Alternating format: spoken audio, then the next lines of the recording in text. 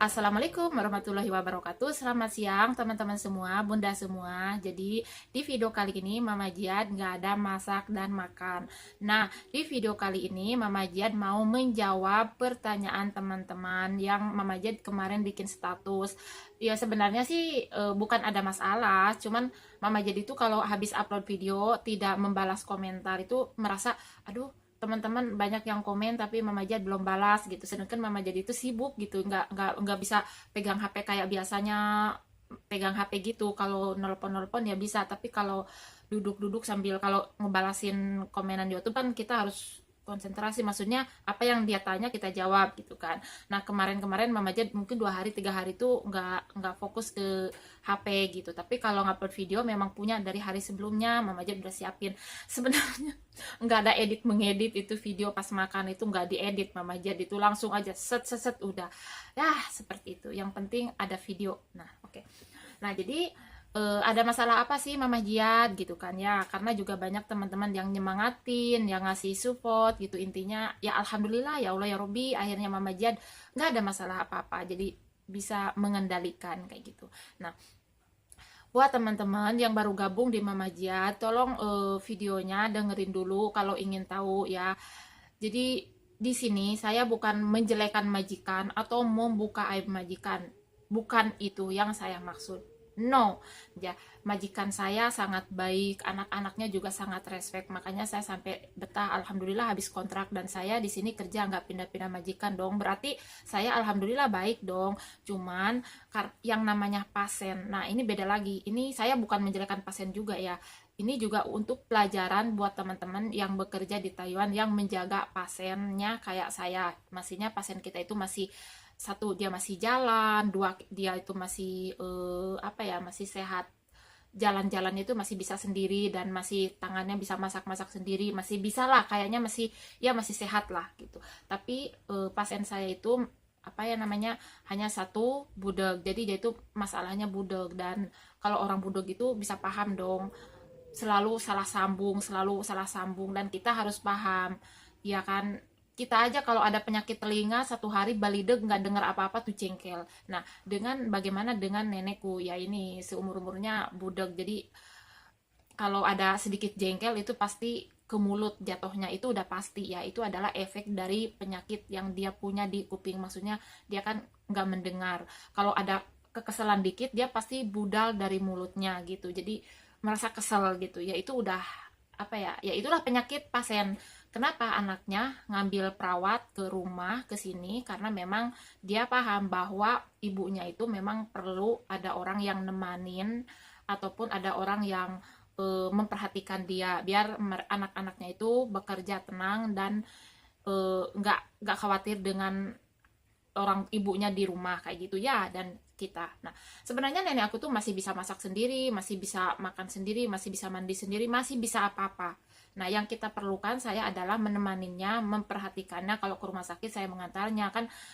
Orang tua tetaplah kalau udah tua begitu ke rumah sakit kita harus ambil taksi, maksudnya harus manggil taksi. Di sana juga di rumah sakit kadang-kadang orang tua udah begitu tuh udah membingungkan ya, kita harus tahu itu.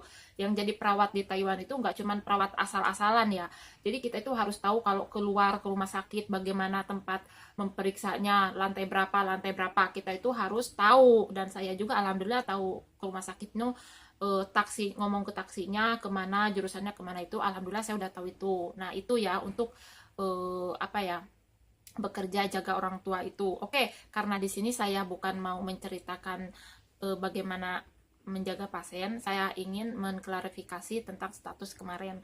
Nggak ada masalah apa-apa. Nah karena kan Mama jadi itu dari 2 bulan sebelumnya dan 3 bulan sebelumnya udah bicara saya mau pulang, saya mau pulang, saya mau pulang. Itu benar-benar memang ingin pulang. Namanya juga kita TKW itu, yang kita tunggu-tunggu itu di pas hari kepulangan kita kumpul bersama keluarga. Iya dong, semua juga pasti gitu. Kita baru aja memutuskan untuk pulang udah wah kemana-mana ngomong ke teman, saya mau pulang, saya mau pulang, ya kan. Itu udah manusiawi lah ya, kita itu udah bahagia sendiri walaupun sebenarnya nggak tahu kapan, hari apa, tanggal berapa, ya kan. Itu manusiawi lah ya.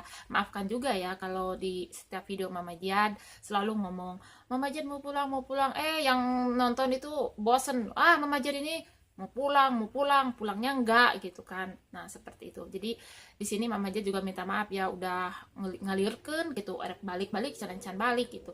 Nah, di sini masalahnya begini.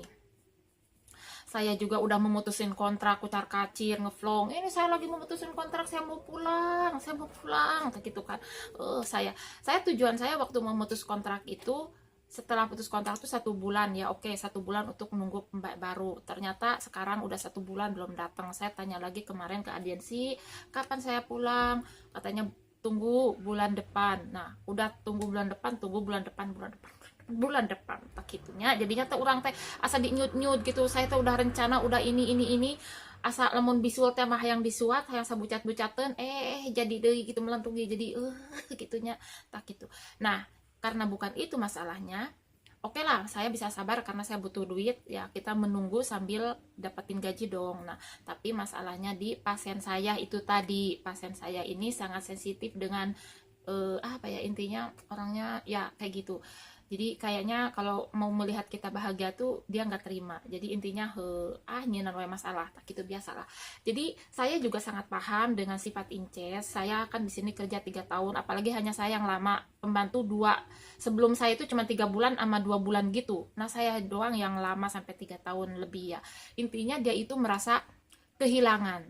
Tapi cara dia itu salah. Maksudnya cara dia itu nggak apa ya, cara dia untuk merasa kehilangan seseorang itu kayak begitu. Kadang-kadang kalau orang tua mau ditinggalin itu sedih, terus juga merangkul kita, kenapa kamu mau pulang, kan kayak kadang-kadang dengan kesabaran. Tapi pasien aku enggak, dia itu apa ya, mengutarakan mengutarakan bahwa mau ditinggalkan itu dengan salah, marah-marah dan apa-apa tuh bikin masalah, seolah-olah kita pulangan itu nggak usah bahagia. Jadi ya gitu, nyokelan masalah, mencek orang Sunda mah nya menihara rese ngomong. Jadi nyokelan masalah biar orang teh dicarekan ku anaknya, biar saya tuh dimarahin sama anaknya. Kemarin itu masalahnya apa, kan ada itu buat nyamuk, yang mesin nyamuk buat nangkepin nyamuk gitu kan.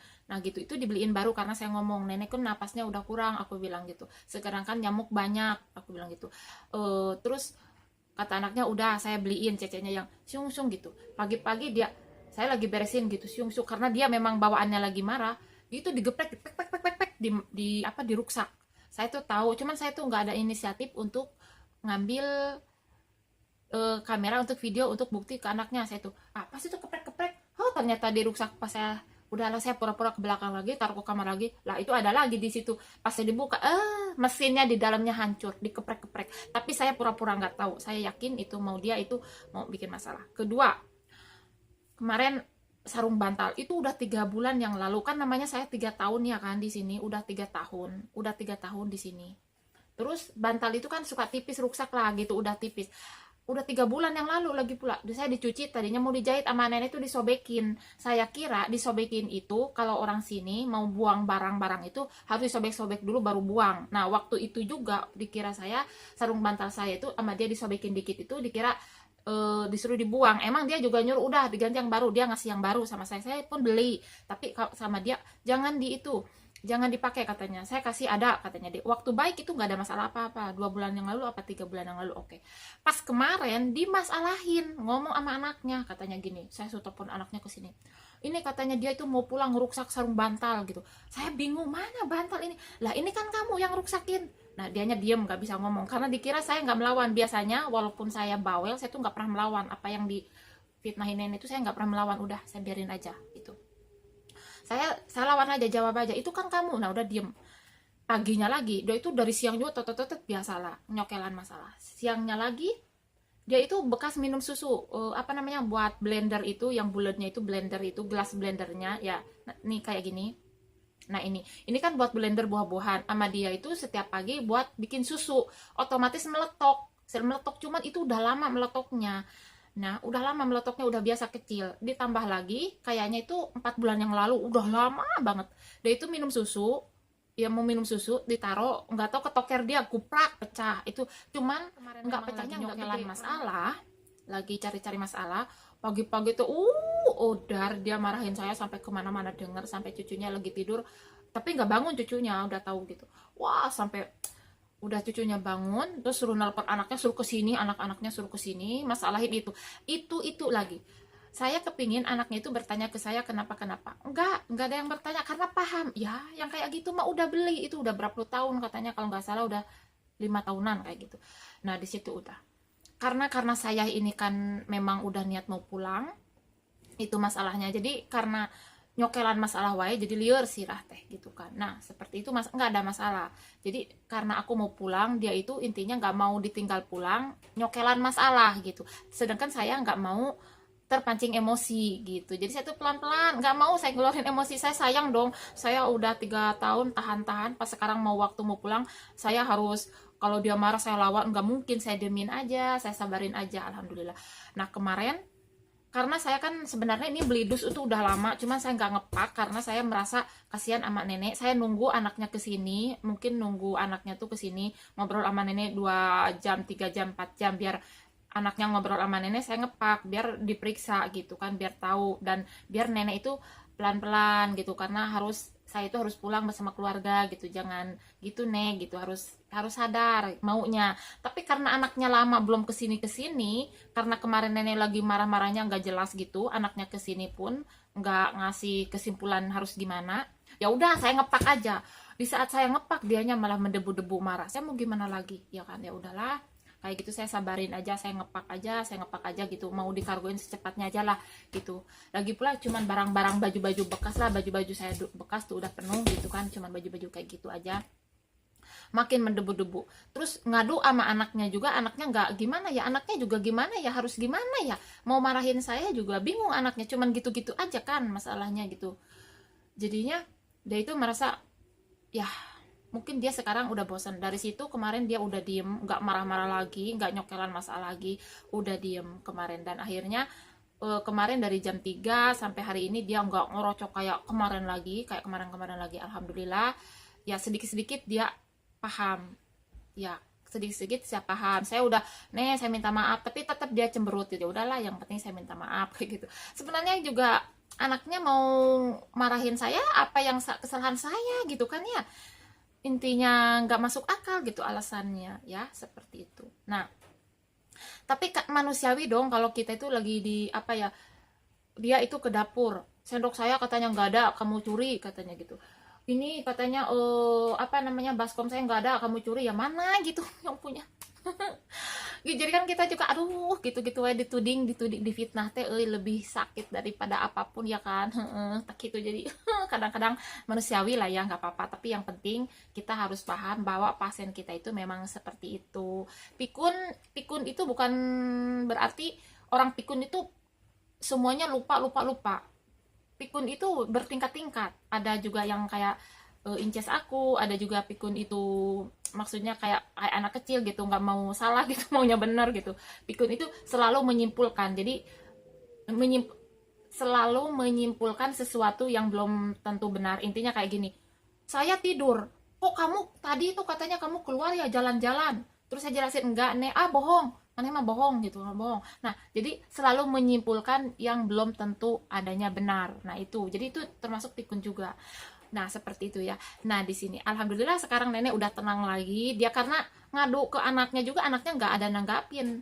Maunya nenek, anaknya itu marahin saya habis-habisan gitu maunya, saya udah paham, tapi anaknya kan waras semua, masa mau marahin orang nggak tanpa sebab kan gitu. Jadi intinya kita itu harus sabar, harus tahu bagaimana pasien kita ya. Yang jelas kita harus dekat dengan anak majikan gitu. Saya itu apa ya, majikan aku tuh sangat baik, gaji lancar, kalau ada masalah sedikit tidak pernah dibesar-besarin, soal ngasih makan pun ya alhamdulillah. Tapi kan di nenek masalahnya, bukan di anak gitu kan, masalahnya di nenek bukan di anak. Itu majikan aku tuh sangat baik, jadi nggak ada alasan untuk aku tidak bekerja baik, nggak ada alasan juga untuk aku menjaga pasienku apapun masalahnya, tidak aku kerjakan dengan baik. Tidak ada alasan, tidak ada alasan buat aku harus baik, aku harus sabar, aku harus tahu pasien aku kayak gimana sifatnya. Aku ditempatin di sini untuk menjaga, dan aku digaji, dan aku punya tanggung jawab yang besar. Itulah tugas seorang perawat untuk bekerja ke Taiwan. Oke, seperti itu. Kita manusiawi lah ya, terpancing emosi itu masukin aja headset, udah ngomong yang lain aja gitu. Tapi kalau memang dia lagi marah, kita nelpon bersama keluarga, dia ngomongnya mana lapor ke agennya, orang kiok kiok kiok kiok. Nah itu udah biasa. Jadi di sini kita harus bisa menggunakan HP sebaik mungkin, jangan sampai mengundang pasien kita emosi, ya kan, seperti itu.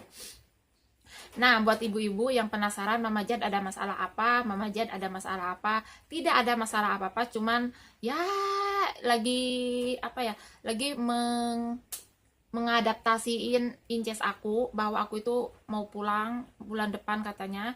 Jadi dia itu aku harus pelan-pelan. Ya namanya juga orang tua. Padahal dia udah kemarin-kemarin dia udah sadar. Oh iya udah, katanya kamu pulang jaga ya anak kamu. Kamu katanya uang jangan dikasih suami kamu. Itu minggu-minggu kemarin dia udah sadar. Katanya nggak apa-apa, saya mah nggak ada yang jaga juga, katanya dia udah sadar. Tapi kalau dia emosinya lagi datang lagi, hilang itu omongan baik itu. Seperti itu ya, itu. Jadi nggak ada masalah apa-apa, yang masalah gitu nggak ada. Cuman aku lagi fokus yang menenangkan nenek, lagi fokus juga aku lagi beres-beresin barang gitu ya ibu-ibu. Jadi nggak ada yang harus dikhawatirkan dari Mamah Jad. Tapi manusiawi lah ya, kalau kita itu lagi ada kesel sesuatu, kita kan pasien kita marah, kita ingin melawan juga nggak mungkin melawan, kita juga ingin marah sama dia nggak mungkin juga. Jadi apa coba, tembok kasihan dong, tembok saya setiap hari tak marahin untuk pelampiasan saya. Kasihan. Jadi manusiawi lah ya kalau saya setiap video ngomong aduh lagi jengkel, nggak apa-apa ya. Juga saya juga kasih informasi sedikit buat teman-teman yang bekerja di Taiwan, kita harus tahu sifat pasien kita yang benar ya, seperti itu. Yang penting kita harus tahu majikan kita. Kalau majikan kita gaji baik sama kita, nggak langsung menuduh gitu, nggak ada alasan untuk kita menahan kesabaran. Tapi kalau udah kita sabar-sabarin tapi majikan kita di atas terus menekan kita, malah dia yang wah sampai gimana-gimana, itu kalian juga perlu mempertimbangkan, terserah kalian juga ya. Jadi kalau kayak aku ya, memang pasien aku seperti itu, emosionalnya tinggi, selalu menyimpulkan yang belum tentu adanya kesalahan kita, ya nggak ada salahnya aku harus menahan sabar ini gitu. Jadi seperti itu ya. Karena selama ini majikan aku itu alhamdulillah baiknya itu tidak pernah langsung menanggapin apa yang nenek ajukan, ini ono ini itu tidak pernah langsung menuduh aku langsung. Dia selalu menanyakan aku dulu gitu. Dan ya alhamdulillah ya aku dapat nasib baik seperti itu, udah masalah. Kalau soal kita kesel dikit-dikit itu manusiawi, namanya juga kita manusia ya kan, bukan terbuat dari batu ya. Jadi seperti itu aja. Maaf videonya agak panjang, ini sekadar curhat Mama kepada teman-teman, curhat Mama Jad kepada teman-teman, bahwa di sini Mama Jad tidak ada masalah, hanya lagi apa ya, hanya lagi fokus menahan emosi nenek gitu. Maksudnya fokus lagi ingin merayu-rayu nenek, tapi susah banget ini merayunya kalau dia udah marah begini ya. Itu nyokelan masalah pun nggak bakalan diterima oleh anaknya, karena nggak masuk akal itu dicokelan masalahnya kayak gitu ya. Seperti ini Mama Jad udah siap-siap semua, ini tasnya udah siap nih, Mama Jad udah tasnya dari Citra, dan ini tas kecil mau digendong aja, dan ini barangnya disiapin, udah nggak bawa banyak karena nggak ada uang ya. Maaf ya ibu-ibu, videonya agak panjang, maafkan ya sampai berapa detik gitu. Aduh. Nah, seperti itu ya, maaf ya. Jadi buat ibu-ibu yang penasaran dengan ada masalah apa, nggak ada ya, masalahnya cuman ya lagi itu biasa ya. Namanya juga kita menjaga lansia ya, harus tahu gitu. Nggak mungkin dong anak seorang orang Taiwan mengambil perawat untuk orang tuanya kalau neneknya masih aktif, nggak mungkin. Makanya ngambil kita itu karena memang udah paham. Jadi kalau pasien kita emang begitu, kita tuh jangan cengeng, kita itu harus punya kekuatan, harus punya trik, kita itu harus bisa tentang memahamin bagaimana jaga orang tua yang benar. Jangan baru kerja 1 bulan majikan pasien kita gini-gini kita udah merengek, kalau lo saya mau pindah gini pasien, jangan. 1 bulan itu masih adaptasi, itu masih jauh ya. Saya aja tahu sifat nenek itu udah 1 tahun kerja, saya baru tahu teman-teman. Jadi kalian yang kerja ke Taiwan harus bisa apa ya, menilai sifat orang lain, apalagi kalian menilai pasien kita, terutama harus ya, kita itu harus tanya-tanya kepada teman-teman bagaimana jaga pasien, bagaimana jaga pasien saya seperti ini, seperti kita bertanya, bukan menjelekan ya, seperti itu. Kayak saya sekarang, saya berbagi ini, maaf, saya bukan menjelekan, membuka aib, tapi saya berbagi kepada teman-teman bahwa menjaga orang tua itu tidak gampang, tidak asal-asalan, harus punya trik, harus punya kejujuran, harus punya keikhlasan. Nomor 1, diterima enggaknya itu urusan mereka, yang penting kita kerja baik, Allah akan menunjukkan kebaikan kita di belakang ini ya kan. Seperti saya, walaupun saya ini bawel, ini ono kata teman-teman saya ini bawel, wah pantas aja dapat majikan bawel, enggak semua itu. Walaupun saya bawel, kalau nenek lagi marah saya bisa diem, saya bisa udah biarin aja, karena kalau saya melawan pun enggak nyambung ya, seperti itu. Jadi itulah masalahnya ya. Jadi pesan saya buat teman-teman yang bekerja ke Taiwan, harus tahu pasien kita itu seperti apa. Ada juga yang jaga pasiennya memang udah sedot dahak, udah apa, udah nggak jalan, udah nggak apa-apa, ada juga. Tapi pasien saya ini kebetulan masih sehat, hanya 1 aja budek, jadi berarti masalahnya di mulut, dan terus kesuruhnya kesalahpahaman. Udah, kesalahannya kesalahpahaman. Bagaimana cara menyikapinya? Hanya saja kita harus diemin, sabarin, dan udah, nanti juga akan diem sendiri. Kayak saya ini, alhamdulillah, nenek itu dari kemarin marah-marah, ternyata dia diem sendiri sekarang ya kan, alhamdulillah ya. Jadi nggak kepanjangan masalah itu, alhamdulillah. Cuman kesalahpahaman. Jadi dia itu intinya nggak mau melihat saya mau bahagia bersama keluarga, itu aja kesimpulannya ya. Ya seperti itu ya, namanya juga orang tua ya. Ya pasien udah begitu karena efek dari obat, efek dari penyakitnya, udah wajar lah ya gitu, seperti itu. Oke, sekian dari Mama Jiad. Terima kasih yang sudah ngasih semangat, apalagi Mama Jiad itu di saat kemarin lagi apa ya, lagi menahan emosi, ngelihat komenan teman-teman Mama Jiad yang sabar, Mama Jiad harus sabar, Mama Jiad harus berdoa, itu sangat membantu banget. Jadi kalau ada teman-teman membaca komentar status teman-teman kita, itu nggak ada salahnya ngasih semangat seperti ini. Yang sabar ya sayang, semoga Allah ngasih jalan yang terbaik, yang sabar gitu. Itu sebenarnya membantu banget. Kayak Mama Jan, alhamdulillah ya Allah ya Robi, kemarin saya bisa nahan kesabaran, nahan emosi, itu karena saya membaca komenan ibu-ibu semua. Saya tak baca semuanya seperti itu. Alhamdulillah pada akhirnya hari ini nenek udah diem, dia sekarang nggak marah, cuman ya masih cemberut ya, itu udah sifat orang tua, dan anaknya juga nggak terpanjangan, udah alhamdulillah gitu. Nah oke. Jadi teman-teman kalau ingin tahu Mama Jen kapan pulang, saya sudah tanya, insya Allah katanya bulan depan lah, akhir bulan ini, tapi nggak tahu juga hari tanggalnya. Saya aja belum tahu tanggal berapa, gimana ya saya, tapi saya udah exercise banget pengen pulang gitu ya. Sekian dari Mama Jiad. Wassalamualaikum warahmatullahi wabarakatuh. Sekali lagi, kalau saya Mama Jiad mau ingin mengadakan Q&A, silakan komentar di bawah video ini. Saya akan jawab pertanyaan teman-teman semua ya.